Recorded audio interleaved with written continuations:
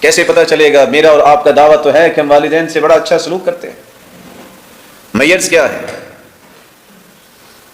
کیسے میں دیکھ سکتا ہوں کہ ہاں شریعت کی نظر میں حسن سلوک کرنے والا ہوں کہ نہیں؟ اس کی سب سے پہلی نشانی یہ ہے کہ والدین کے حسن سلوک کرنے والا وہ ہوتا ہے جس شخص کو اللہ ذوالجلال نے یہ توفیق عطا کر دی ہے کہ والدین کے ساتھ نرمی سے بات کرتا ہے۔ قیصلہ ابن میاس رضی اللہ تعالی عنہ بیان کرتے ہیں، میں نے اللہ کے رسول صلی اللہ علیہ وآلہ وسلم کے صحابی عبداللہ ابن عمر رضی اللہ تعالی عنہ سے کہا کہ مجھ سے کچھ گناہ ہو گیا ہے، لگتا ہے کہ میں کبیرہ گناہ کر بیٹھا ہوں۔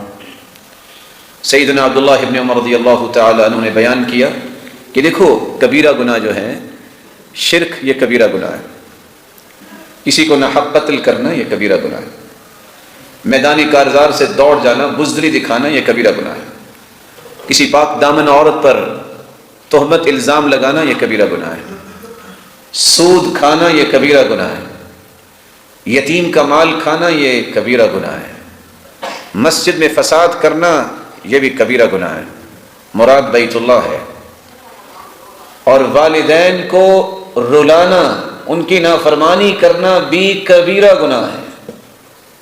رسول اللہ صلی اللہ علیہ وآلہ وسلم کے صحابی فرماتے ہیں اگر تم چاہتے ہو کہ جنت چلے جاؤ اور جہنم سے ڈرتے ہو تو میں تمہیں نسخہ بتا دیتا ہوں، جہنم سے بھی بچ جاؤ گے، جنت چلے جاؤ گے۔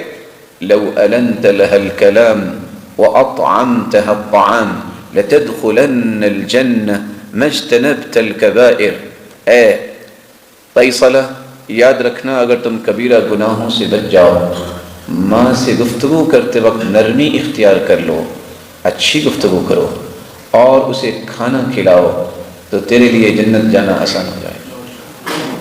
اس نے سلوک وہ کرتا ہے جو والدین کے ساتھ نرمی کا برتاؤ کرتا ہے۔ جو تو تکرار کے ساتھ بات کرتا ہے سمجھ لے وہ حسن سلوک نہیں کرتا۔